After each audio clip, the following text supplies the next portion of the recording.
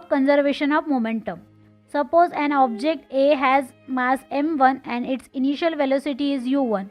An object B has m2 and initial velocity u2. According to the formula of momentum, the initial momentum of A is m1 u1 and that is of B is m2 u2. Suppose these two objects collide. Let the force on A due to B is B be F1. This force will cause acceleration in A and its velocity will become v1. That is, momentum of A after collision equals to m1 v1. According to Newton's third law of motion, A also exerts an equal force on B but in the opposite direction. This will cause a change in the momentum of B.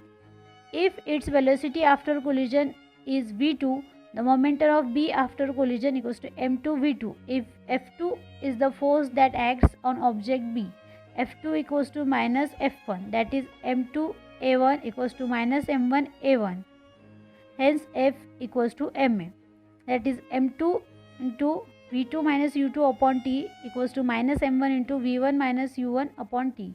Hence A equals to v minus u upon t, that is m2 in bracket v2 minus u2 equals to minus m1 in bracket v1 minus u1, that is m2 v2 minus m2 u2 equals to minus m1 v1 plus m1 u1, that is m2 v2 plus m1 v2 v1, that is m2 v2 plus m1 v1 equals to m1 u1 plus m2 u2. The magnitude of total final momentum equals to the magnitude of total initial momentum. When no external force act on two interacting objects, their total momentum remains constant. It does not change.